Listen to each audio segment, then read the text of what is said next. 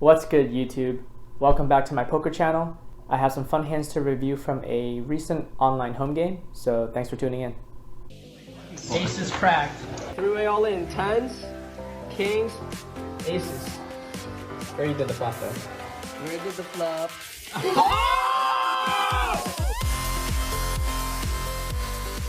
Before we begin, let's quickly go over the mystery hand from last week's video.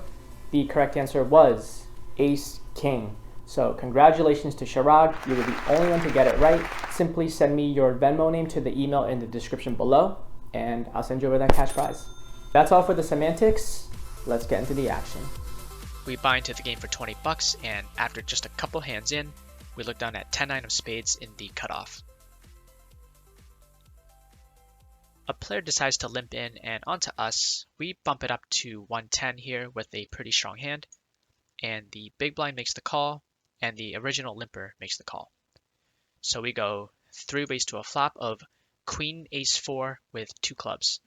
This is a pretty good board for our pre-flop raising range, as we have all the strong hands like ace king and ace queen.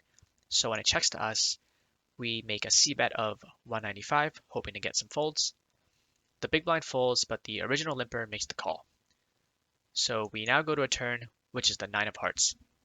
So we do pick up a weak pair here for some showdown value, but our opponent called pretty quickly, so she's going to have a good amount of pairs that beats us, like weak aces and some queens. She could also have some type of flush or straight draw, so when she checks to us, I like to just continue putting on the pressure here, telling the story that we have a hand like ace king or ace jack, so I make a bet of 507, hoping she'll make a fold this time. And after a little bit of thinking, she says she doesn't believe us, but then makes the fold, so we'll win our first hand. On to the second hand, where we have ace-jack offsuit in the cutoff. It folds to an aggressive player who decides to open it up to 80. One of the players calls behind, and now onto me. I decide to take the more aggressive route and 3-bet with my hand. It's a pretty strong hand, but I don't really like calling with it multi-way, so I would rather just 3-bet and potentially squeeze out this player right here. And because the initial raiser is very aggressive, his range is going to be pretty wide, so I see this as a good opportunity to attack that weak range with our hand. The initial raiser does make the call though, and the other player folds, so we're going to go heads up to a flop of 9 king 10 with 2 diamonds. This is a great flop for our 3-betting range, as we have all the aces and ace kings here. And when he checks to us, I notice that his stack is only about $14, so it's only twice the pot here. And I figured that if I make a standard c-bet and he makes the call, then he's never going to fold to any turn, and I'm probably going to lose. So I would rather just put maximum pressure on him right now. And in addition, we do still have an ace for an overcard, and we have a straight draw if we hit a queen. So for those reasons, I go all in to threaten his stack as much as possible. And after he thinks for a little bit, he makes the fold. So glad to take that one down with a bluff. On to the third hand, which is the mystery hand for the video. So as always, leave your guess to what my 2 cards are in the comments below. Make sure you are subscribed, like the video, and you'll get a chance to win the cash prize. So good luck. Everybody folds to me in the cutoff, where I decide to raise it up to 90, and only the big blind makes the call. So we go heads up to a flop of ace king jack with 2 diamonds. It's 3 Broadway cards, so pretty good for our range, but for some reason, when it checks to us, I decide to check it back. The turn's a 4 of spades, total brick, and it checks to us once again, and now I decide to throw out a bet of 95. The big blind makes the call, and we go to a river, which is the 6 of hearts, and he checks again. And now we check it back. Our opponent shows ace 10 for a top pair, and he's going to win the pot. So what hand did we lose with? Leave your guess in the comments below. Moving on to the fourth hand, where we have king queen in middle position. The eggplant before us limps, and we decide to now raise it up to 110 with a pretty good hand. Everybody else folds, and just the limper calls. So we go heads up to a flop of 4 queen 5 rainbow. This is a great flop for us, as we have top pair with the second best kicker, and it's a pretty dry board, so we should be able to take it down most of the time with a c-bet. But we don't get the chance to do that, as the eggplant decides to lead into us for 250. So a pretty big bet in relation to the pot. Has me a little bit concerned, but sitting here with top pair, I can't go anywhere just yet, so I make the call. No need to overplay my hand and raise. And we get to a turn, which is the ace of spades.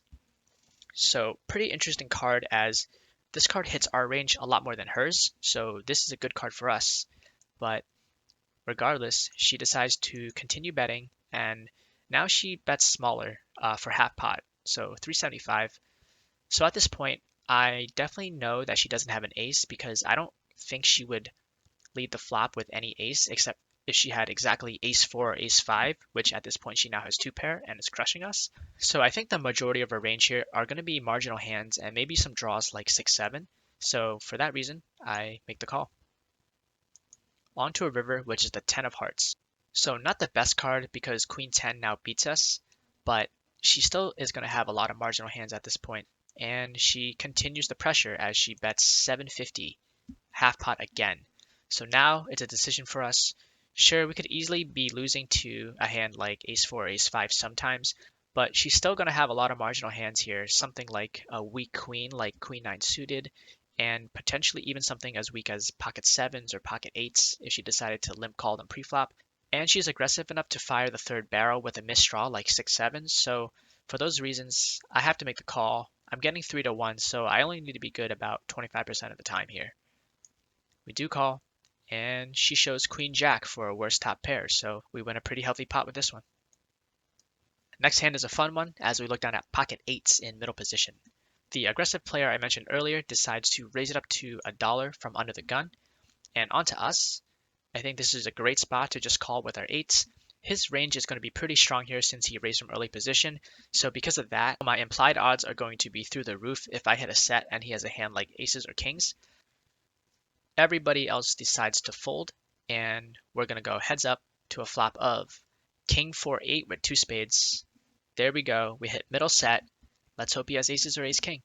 He makes a small c-bet of 80. Onto us. We should usually raise with our sets, especially if there are some draws available on a board like this.